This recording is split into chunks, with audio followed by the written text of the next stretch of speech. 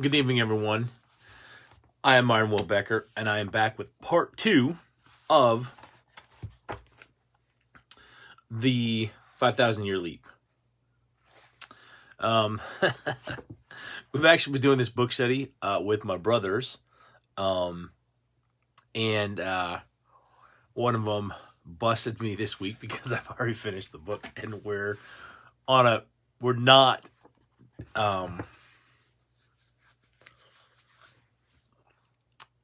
Let's just say that we're not halfway through the book yet in our book study.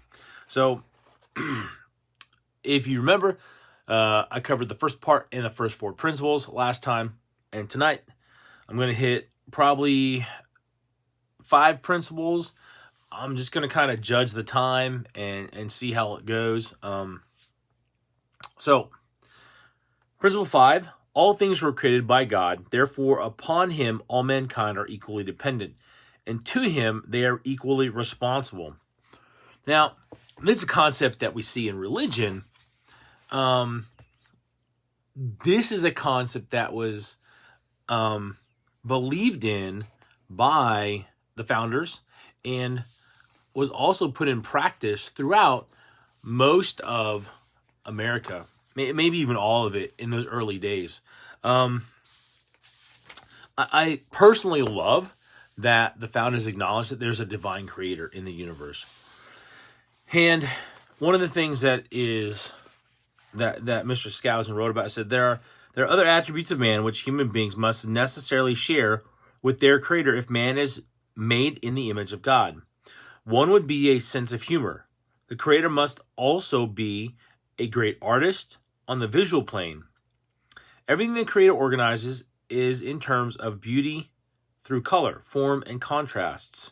Obviously, man can enjoy only a finite degree of capacity of his creator to appreciate the vast panorama of sensory satisfaction that we call beauty. So what he's saying is that God not only must have a sense of humor, which I have seen in my own life, and in the life of family. Let me just tell you, he does. And I agree that he also must be an artist, a creator, if you will, in the aspects of beautiful things. Look at the colors in a sunset. Look at the beauty and diversity in tropical fish. There's so much. Sorry, guys. There's so much beauty in the world. Waterfalls, some of my favorites. Starry skies at night. Those are another ones. We just went camping recently. It was great to get far enough away that we could see a lot of the stars. Okay. He goes on to say that in his commentaries on the laws of England, Blackstone, as in William Blackstone, the great English, I think he was a lawyer and a judge, and I don't remember right now, but he wrote kind of the commentaries on English law, and they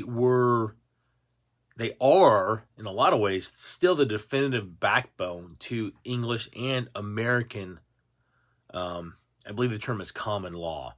Don't quote me on that because I'm not a lawyer. Okay, so Blackstone propounded that the generally accepted idea that when the Supreme Being formed the universe, he organized it and then impressed certain principles upon that matter, from which it can never depart, and without which it would cease to be. He then went on to say that the will of God, which is expressed in the orderly arrangement of the universe, is called the law of nature, and that there are laws for human nature just as surely as they exist for the rest of the universe. He said that the laws for human nature had been revealed by God, whereas the laws of the universe, or natural law, must be learned through scientific investigation. And Blackstone said that upon these two foundations, the law of nature and the law of revelation, depend all human laws. And that connected with me because we can look at animals, we can look at nature, plants, bugs, and they follow a set way of doing things. You know, birds build a nest, and the same species, it's almost, you know, the nests are so similar. I was gonna say almost identical. That may not be the most correct term. We'll look at the way dogs act. We look at the way lions hunt. You know, we look at the way sharks act in the water. So there's all these different things in nature that are continually consistent, universal for their species. Okay? And humans, we're the same way. We're selfish, we're arrogant, we're prideful. Yes, I know that's a huge generalization and it's unwarranted. But I hope you get my point that there are natural things that we as humans do because it's human nature. And that's one of the things that William Blackstone wrote about in his commentaries on the law. Now, the last thing that I want to share out of this part is the last part of the chapter. It says, for all of us, this will be seen from all of this, it will be seen that the founders were not indulging in any idle gesture when they adopted the motto, "In God we trust." Neither was it a matter of superfluous formality when they required that all witnesses who testify in the courts or before congressional hearings must take an oath and swear or affirm before God that they will tell the truth. As Washington pointed out in his farewell address, where is the security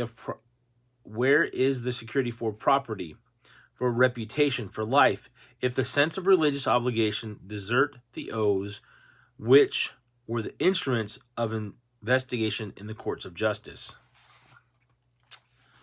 In fact, it was not at all uncommon, as Alexis de Tocqueville discovered, to look with the greatest precaution upon an individual who had no religious convictions. And then he takes a little excerpt here out of Democracy in America, and a judge refused to admit a testimony or evidence from a person who said he did not believe in God. That's where this country started. Isn't that amazing? Oh, it's amazing to me that we as a people had such a reverence for deity. And it was just part of our culture. Unfortunately, we've gone out of that. All right, principle number 6 is all men are created equal. Now, let me look at this real quick. Okay, so the founders wrote in the Declaration of Independence that some truths were self-evident, and one of these is the fact that all men are created equal. This is how this principle opens. Yet everyone knows that no two human beings are exactly alike in any respect. They are different when they are born. They plainly exhibit different natural skills. They acquire different tastes. They develop along different lines. They vary in physical strength, mental capacity, emotional ability, inherited social status, in their opportunities for self-fulfillment, and in scores of other ways. Then how can they be equal? Okay, you ready? The answer is they can't, except in 3 ways. They can only be treated as equals in the sight of God, in the sight of the law, and in the protection of their rights. That's what the founders meant when we are created equal. Anybody knows. Anybody knows.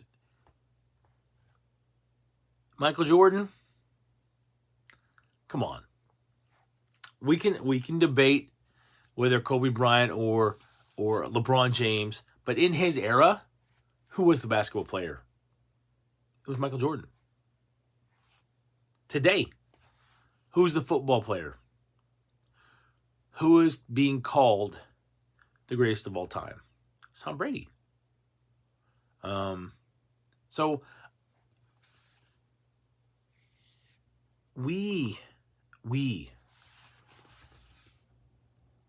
should go back to this concept of equal rights.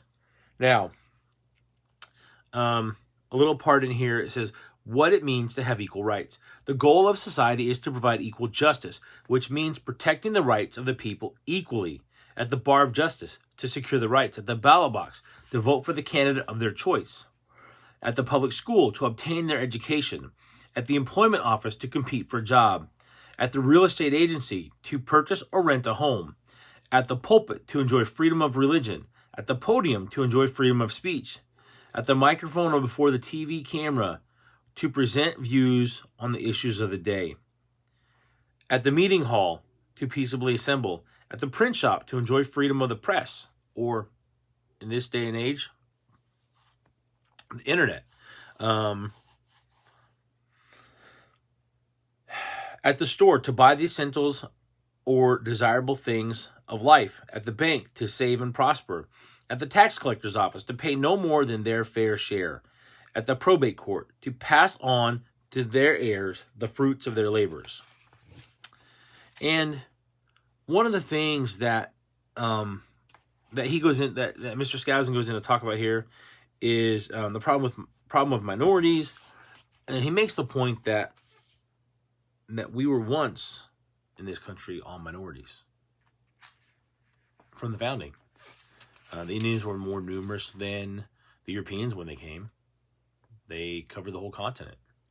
So here we go. No ethnic group is going to be entirely comfortable or treated completely as equal in an adopted society until they have crossed the culture gap. Now, what it means is adopting the culture of the country they move to. One of the things that I believe that it comes out of democracy in America is that only in America can somebody truly become an American, because it's an ideal.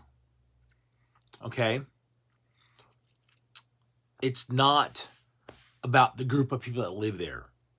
America was once called, and I still believe is, the great melting pot, the place where all people can come, and the good and virtuous people can rise to the top. Or maybe I should say that they should. Let's not get into that other stuff. So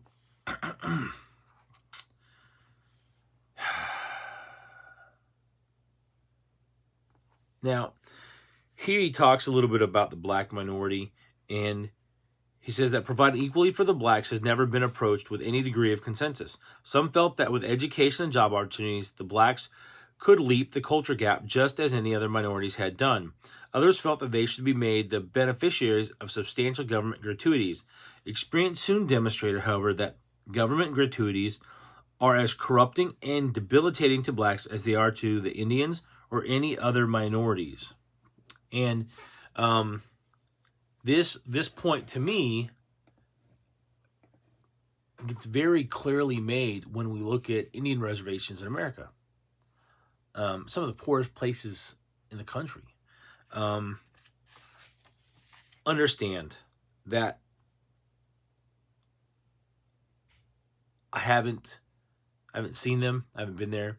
I have been in some inner cities, and it was very shocking to me the first time. My good buddy Tanner was there. I was visiting him actually many years ago. So, all right. He brings up an account of an Eldridge Cleaver, okay? And this gentleman got in trouble with the law in the United States, and he left. And this is what he wrote. I would rather be in jail in America than free anywhere else. Then he went on to say, I was wrong and the Black Panthers were wrong. We black Americans are inside the system, And I feel that the number one objective for Black America is to recognize that they have the same equal rights under the Constitution as Ford or Rockefeller, even if we have no blue chip stocks. But our membership in the United States is the supreme blue chip stock, and we the one who have the and the one we have to exercise. And to me, this is so important to understand that anyone that comes to America and is willing to do the work can prosper, can really succeed. Oh, man, I just watched a documentary, I think on Netflix or Amazon Prime, about a guy called the Donut King. And he came out of Asia, and what he did was build donut shacks, donut stores across California. Huge income, massive wealth, helped hundreds of families immigrating out of his home country. I apologize, I don't remember where it was. And created massive wealth. And he sacrificed doing it. In fact, if I remember correctly, the documentary said that most donut shops in California are still owned by Asian families. I honestly, I don't know the details anymore. It's been several months since I watched that documentary. But if you come and you adjust to the culture in America, you work hard, you can have anything. Why else do people still come here, no matter what is said in the news or politics about the American people? Because this is where freedom rings. All right. Last part is that the founders distinguished between equal rights and other areas where equality is impossible. They recognize that society should seek to provide equal opportunity, but not expect equal results. Provide equal freedom, but not expect equal capacity. Provide equal rights, but not equal possessions. Provide equal protection, but not equal status. Provide equal education opportunities, but not equal grades. So, just a point of clarification here. The status line here is that where you find yourself in life financially. That there should be nothing that prevents you from rising if you're willing to put in the work and make wise choices. All right. Principle 7. The proper role of government is to protect equal rights, not provide equal things. And right here in the opening, it says, for example, every person is entitled to protection of his life and property. Therefore, it is perfectly legitimate to delegate to the government the task of setting up a police force to protect the lives and property of all the people.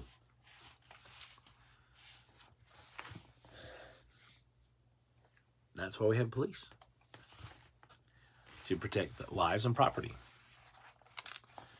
The American founders recognized that the moment the government is authorized to start leveling the material possessions of the rich in order to have an equal distribution of goods, the government therefore has the power to deprive any of the people of their equal rights to enjoy their lives, liberty, and property. And I think we're seeing that. I think today, we're clearly seeing that today in America. He goes on to say that the power given to the government to take from the rich automatically canceled out the principle of guaranteed equal rights.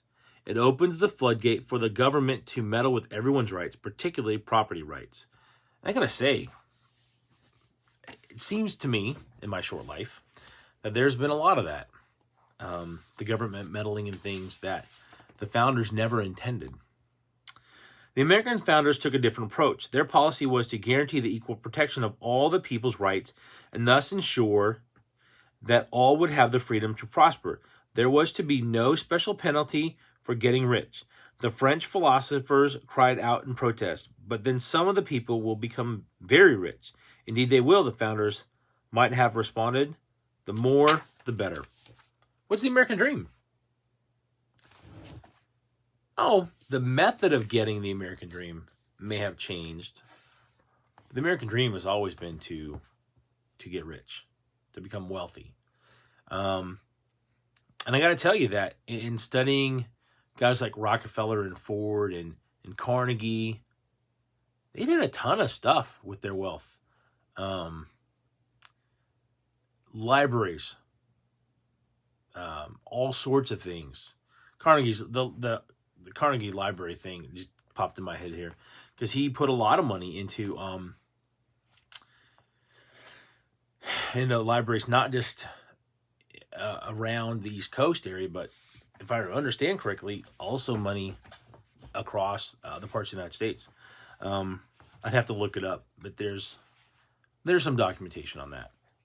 The founders felt that America would become a nation dominated by a prosperous middle class with a few people becoming rich. As for the poor, the important thing was to ensure the freedom to prosper so that no one would be locked into the poverty level the way people have been in all other parts of the world. Hey, Melissa, thanks for joining me. Now, let me tell you, I think that our welfare system in America is more of a hand pressing down than a hand up. And I say that because of the things I've learned about it, where you hit a certain income level and you get cut off. And sometimes that creates just as much hardship as before. And the example that comes to mind is the Affordable Care Act. Under President Obama, it was put into place. But when you hit $64,000, you lost of annual income. You lost all government support for healthcare. And then you had like a $12,000 healthcare bill to carry your health insurance. Well, how does that help? Now, I'm not for it, honestly. I think that things should change and that outside of this book. Sorry about that. I digress. He goes on to say that most would prosper because of hard work. The entire American concept of freedom to prosper was based on the belief that man's instinctive will to succeed in a climate of liberty would result in the whole people prospering together. I have a friend at work. We argue this point sometimes. You look at America, and because of our founding, because the protections that were put into place for people's property, after, I want to say about 1840 or so, maybe 1860, maybe a little bit after the Civil War, inventions exploded out of this country. So many things. Now, understand, I'm not saying that America exclusively created everything. I'm saying that while some things were simultaneously created around the world, that many, many inventions were created here in the United States of America. And I believe it's because people had the freedom to create and own their property. And that's kind of some of what Mr. Skousen talks about here. He goes on to say, the hard work, frugality, thrift, and compassion became the key words in the American ethic. And I got to tell you, David McCullough wrote a book about the Johnstown flood in Pennsylvania. It was around the turn of the 19th century. 1900s. I always mix that up. So, and that was really where the U.S. government started to get more involved in natural disasters. But let me tell you, the information in that book and the charity of the American people was phenomenal. And I believe that helping people should go back to the communities and be out of the federal hands. Another topic entirely. Now, the key to using the government to protect equal rights, not to provide equal things. And that was the key. That was one of the big things that the founders saw is protect the rights, allow people to create and to build and to own. Okay? So, here we go. A survey of Franklin's views on counterproductive compassion might be summed as follows. Compassion which gives a drunkard the means to increase his drunkenness is counterproductive. Compassion which breeds debilitating dependency and weakness is counterproductive. Compassion which blunts the desire or necessity to work for a living is counterproductive. Compassion which smothers the instinct to strive and excel is counterproductive. I'll just leave it at that. All right, so the founders did intend for the people to help each other. And one of the things that I have learned through my service in my church and in my community is that people get more out of having a responsibility instead of just getting a straight handout. And it makes a difference in a person's self-esteem. And that makes a huge difference then in their life. All right. Principle 8. Men are endowed by their Creator with certain unalienable rights. And this ties back kind of to, I think that's the 5. I think that's the number 5, yeah. All right. So, the state of nature has a law of nature to govern it, which teaches all mankind who will but consult it, that being all equal and independent, no one ought to harm another in his life, health, liberty, or possessions. For men, being all the workmanship of one omnipotent and infinitely wise maker, all the servants of one sovereign master, sent into the world by his order and about his business, they are his property. And being furnished with all faculties, sharing all in one community of nature, there cannot be supposed any such subordination among us that may authorize us to destroy one another. Personally, love it. I tell my kids all the time that everyone is our family. Doesn't matter what they look like. And I believe that. And I try to live that.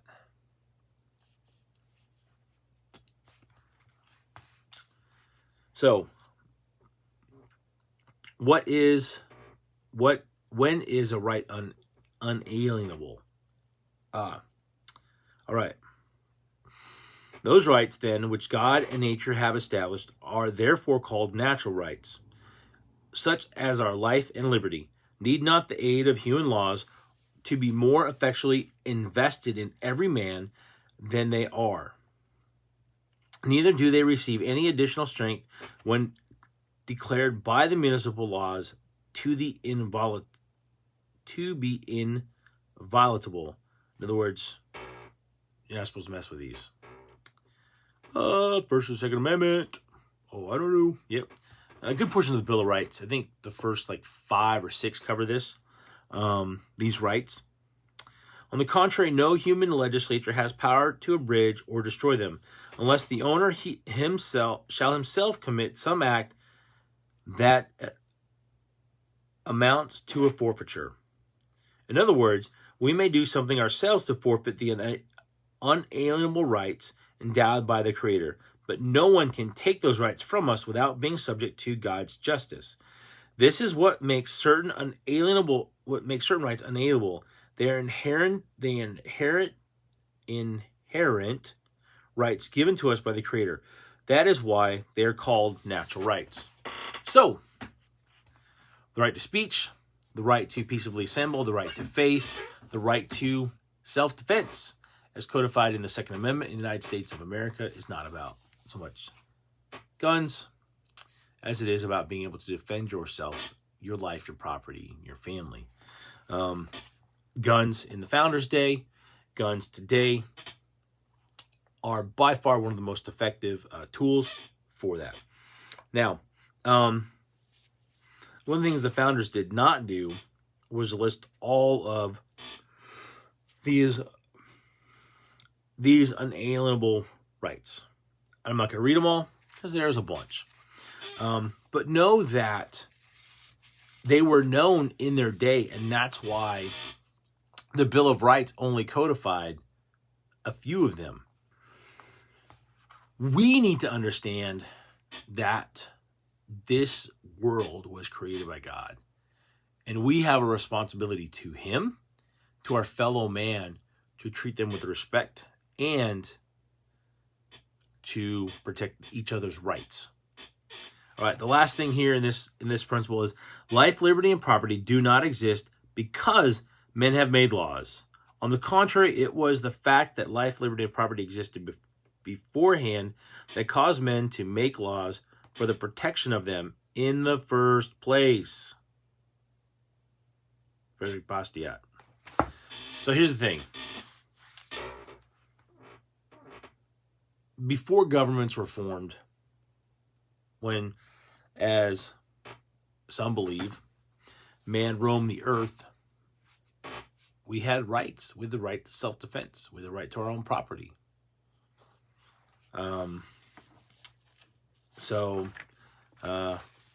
Governments were created to help protect those rights.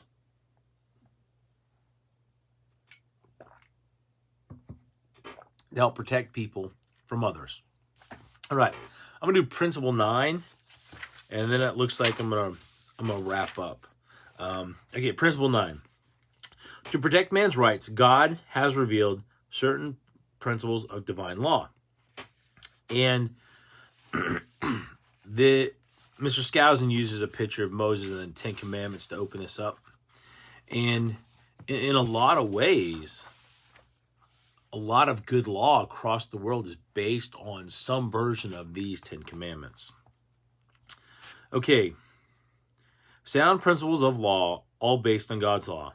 An analysis of the essential elements of God's code of divine law reveals that it was designated to promote, preserve, and protect man's unalienable rights. In it, human life is to be kept sacred.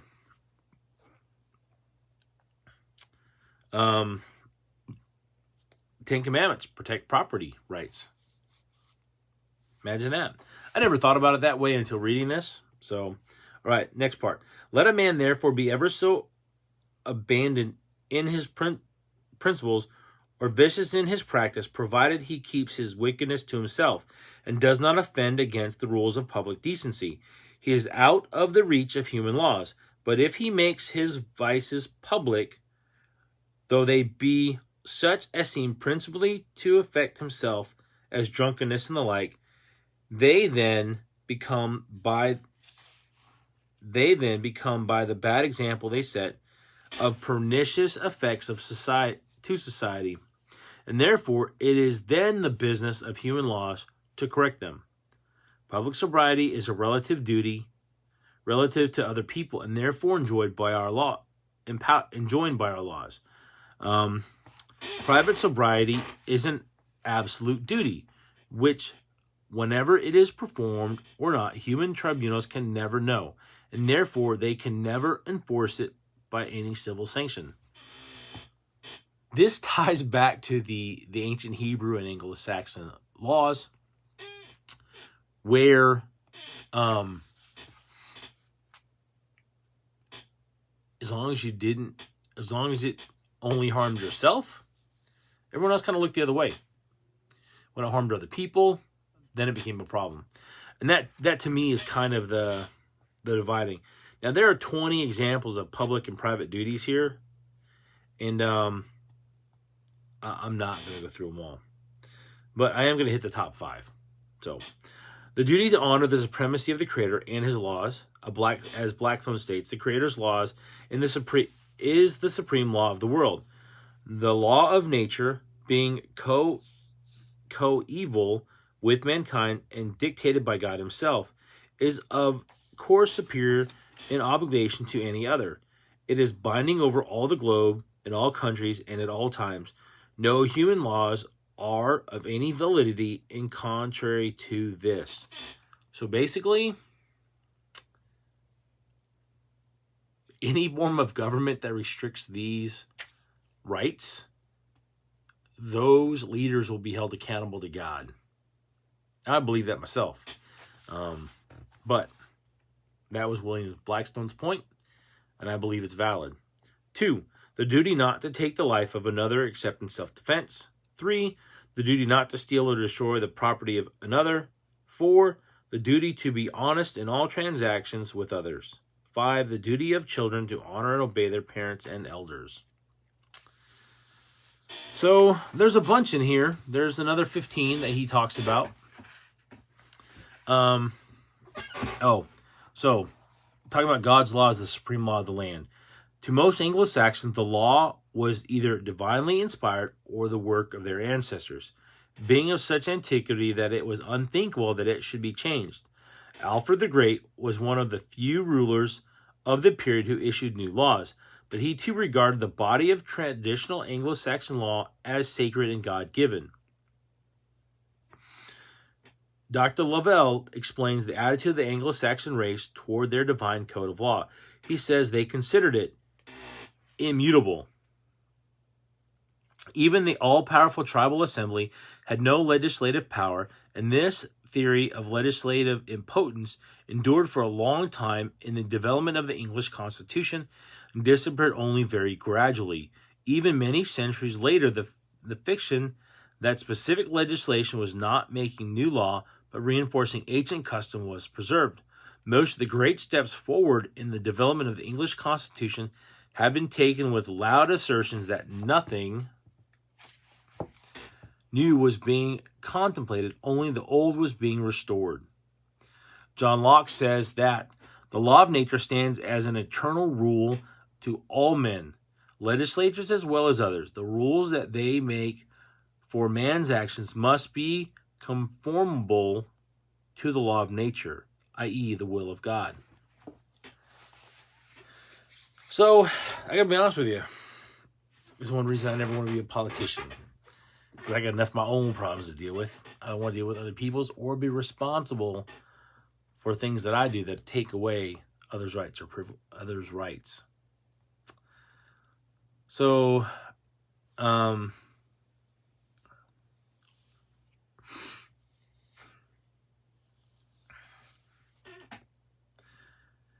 this is William Blackstone. He says that man considered as a creature must necessarily be subject to the laws of his creator. This will of his maker is called the law of nature. The law of nature, being coeval with mankind and dictated by God himself, is of course superior in obligation to any other. It is binding over all the globe in all countries and at all times. No human laws are of any validity in contrary to this. I just want you guys to understand that the founders were, I believe, divinely inspired. Call me crazy if you will. It's my own belief set. I own it. So just understand that they had this common belief in the law and that it was established in a certain way, and it was all based on the laws of God. All right, that's number 9, or that's number 8. Yeah, that's number 9. Next Thursday, we will pick up with principle number 10, and depending on the time, we'll watch that. And guys, I just want to thank you for joining me tonight. And if you enjoyed this video, please like and share it. If you are looking for someone to help you level up your leadership skills, that's what I do at Turning Leaf Solutions. And you can connect with us at or me at turningleafs.com. There's a few of us, but I'm the principal there. And I just want you to know that it is important for you to educate yourself.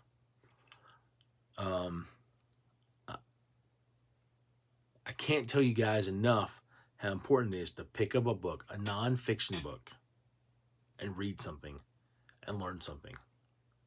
So, my friends, I hope you guys go out and make it a great week, and I will talk to you next time. Thanks for joining me. Please like and share this video.